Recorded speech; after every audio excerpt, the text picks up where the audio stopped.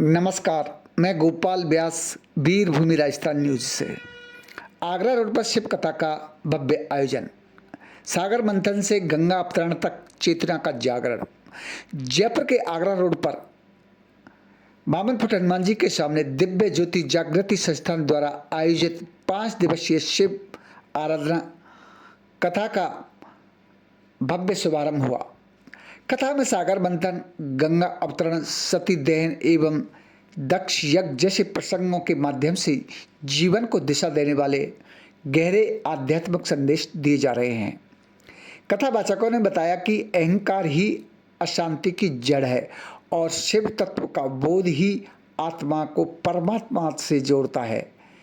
यह कथा केवल धार्मिक आयोजन नहीं बल्कि मानव चेतना जागरण का दिव्य माध्यम है। यह शिव आराधन कथा 20 दिसंबर से प्रारंभ होकर 24 दिसंबर तक 52 फुट हनुमान जी के सामने जेडी पैराडाइज में आयोजित हो रही है।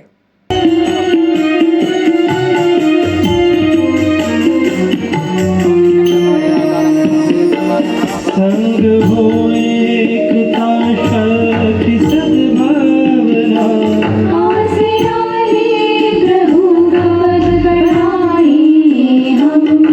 हाथों में मशाले लेकर चले,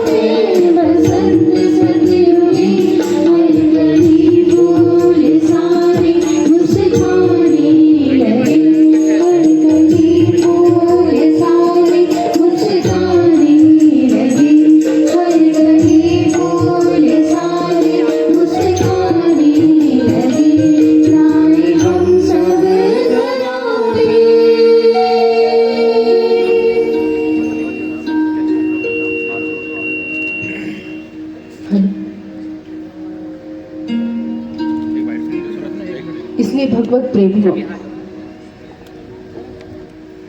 अगर हमें इस समाज को पुनः व्यवस्थित करना है तो हमें भगवान शिव के परिवार से सीखना पड़ेगा। दिव्य गुरुदेव श्री आशुतोष महाराज जी कहते हैं कि भगवान शिव का परिवार कैसा है। वहां पर विभिन्न प्रकृति के विभिन्न जीव रहते हैं। जैसे भगवान भोलेनाथ का वाहन क्या है? बैल। और मां भगवती का वाहन क्या है? सिंह। कार्तिकेय जी का वाहन क्या है? मोर। और गणेश जी का वाहन क्या है? क्या वाहन है? चूहा।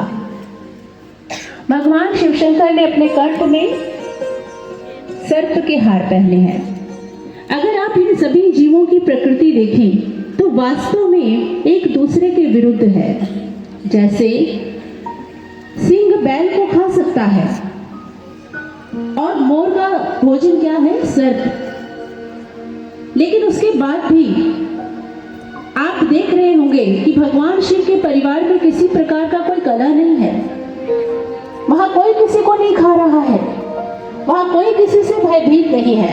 मैं एक सुंदर सी घटना इसमें सुनाना चाहती हूँ कि जिस समय माँ भगवती, माँ पार्वती एक विशेष उद्देश्य से तपस्यारत हुई और जब वो वापस आई तो अपने साथ एक सिंह को भी लेकर आई, क्योंकि जो सिंह जब वो तपस्या में लीन थी तो उस समय एक शेर जो भूखा था वो मनुष्य की गंध पाकर उस स्थान पर आया जहां मां भगवती, मां पार्वती तपस्या कर रही थी। उनको देखकर उसके मन में आया कि मैं इनका भक्षण कर लूं। लेकिन जब तपस्या में बैठे देखा तो सिंह की आत्मा ने कहा, अभी नहीं, अभी ये तप कर रही हैं, जब उठेंगी तब खाऊंगा। और वो सिंह भूखा प्यासा उतने ही दिन तक वहां बैठा रहा जितने दिन तक मां पार्वती तपस्या में लीन रही। कितने समय बाद जब पार्वती जी के नेत्र खुले और उन्होंने उस सिंह को देखा तो वह सिंह उनके चरणों में आकर प्रणाम करता है। मां उसके भक्ति भाव पर रीझ गई और उसे अपना प्रिय वाहन बना लिया और कैलाश लेकर आ गई। अभी कैलाश के द्वार पर ही पहुंची हैं कि भगवान भोलेनाथ मां उमा को कहते हैं, हे उमा, तुम इस प्रकार कैलाश पर प्रवेश नहीं पा सकती। भोलेनाथ की बात को सुनकर मां पार्वती ने कहा, प्रभु, मैं कैलाश में प्रवेश नहीं पा सकती, आपका तात्पर्य क्या है? तो माता पार्वती की बात सुन भगवान भोलेनाथ कहने लगे, उमा, तुम प्रवेश पा सकती हो, परंतु तुम्हारे साथ जो ये सिंह आया है ये प्रवेश नहीं पा सकता। देखो देखो मेरे इस कैलाश पर कितने प्रकार के जीव रहते हैं और ये सिंह की प्रकृति तो पशुओं को खाना होती है, ये मांसाहार करता है, ऐसा जीव कैलाश पर कैसे रह सकता है? तो मां पार्वती कहने लगी, प्रभु, आपके दिव्य प्रभाव से, आपके दिव्य कृपा से जिस तपस्या के लिए मैं गई थी, इस सिंह पर ऐसा प्रभाव पड़ा है कि ये जितने दिन मैंने तप किया इसने भी तप किया है। अब ये इसकी समस्त बुरी प्रवृत्तियां नष्ट हो गई हैं, इसीलिए मैं इसे अपने साथ लेकर आई हूँ और मैंने इसको नाम दिया है सोम नंदी। अब से ये यही रहेगा, ये किसी जीव का भक्षण नहीं करता, ये प्रेम से रहेगा और भगवान भोलेनाथ ये सुनकर प्रसन्न होते हैं। ये है प्रभाव भगवान भोलेनाथ का।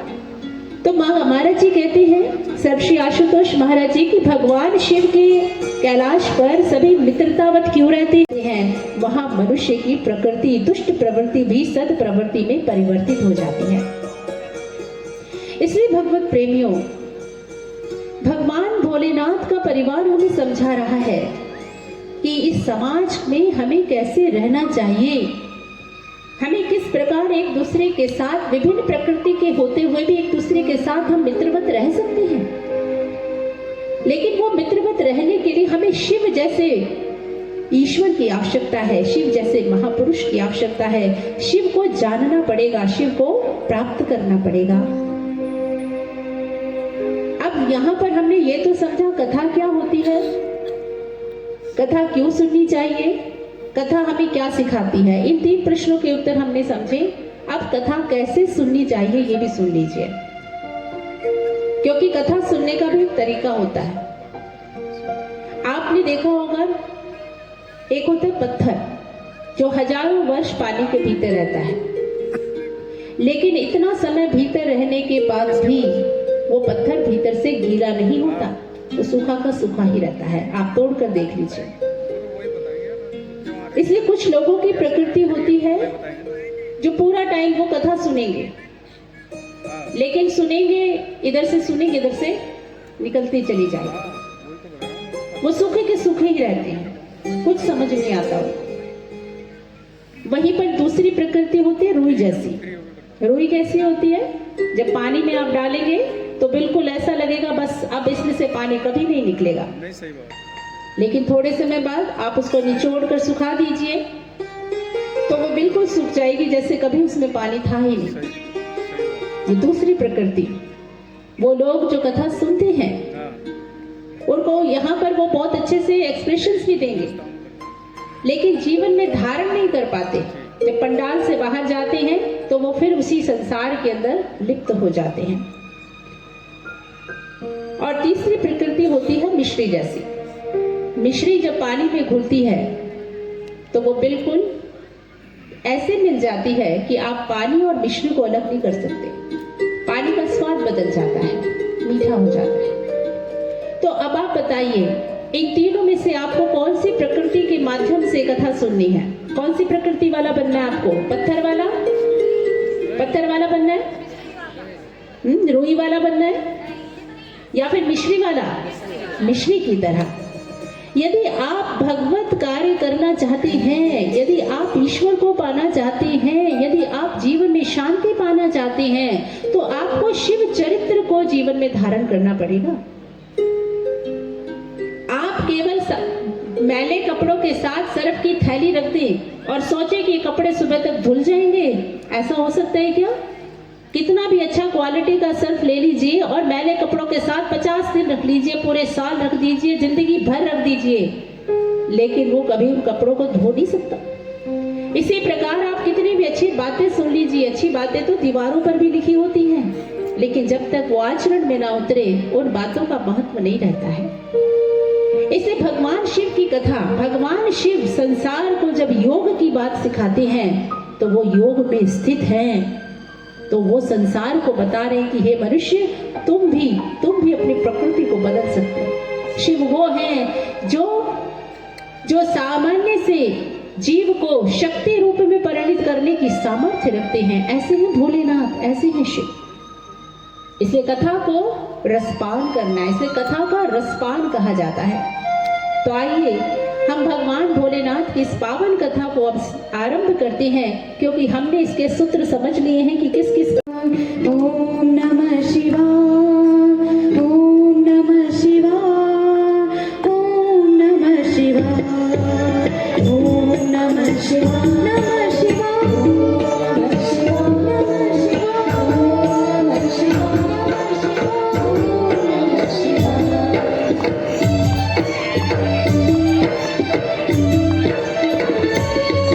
शिव शंकर का गुणगान करो,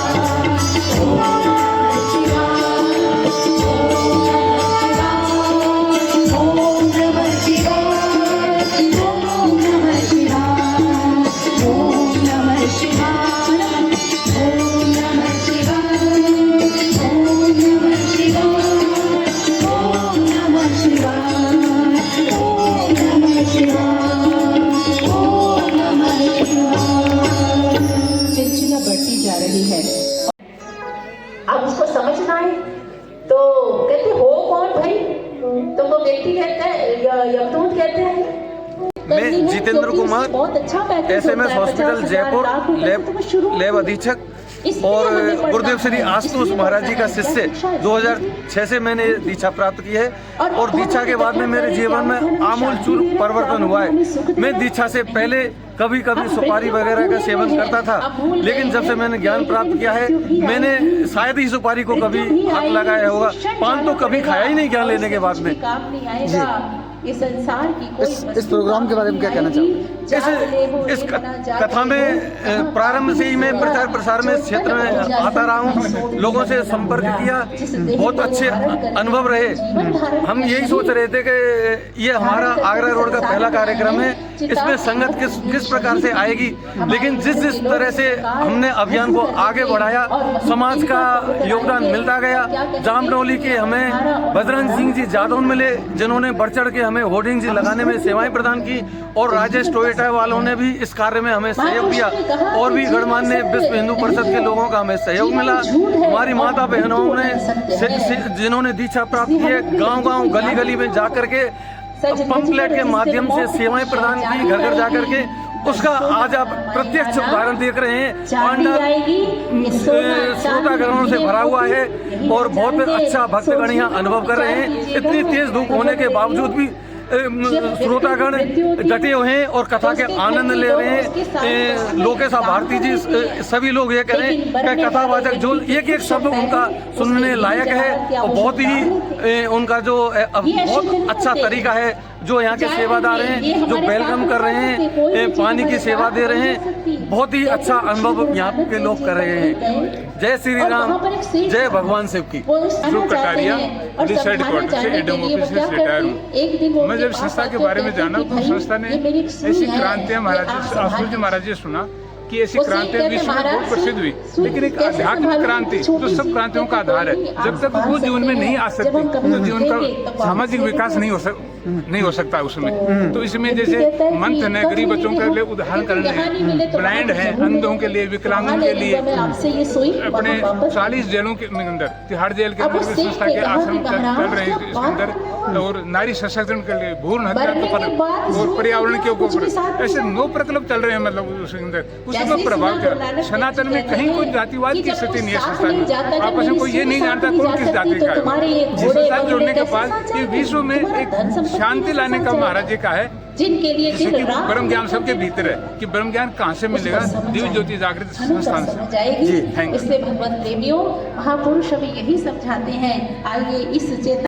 यदि आपको हमारी वीडियो अच्छी लगी तो वीडियो को लाइक, शेयर व कमेंट करें, और आगे की वीडियो आप तक पहुंच सके उसके लिए हमारे चैनल को सब्सक्राइब करें। धन्यवाद।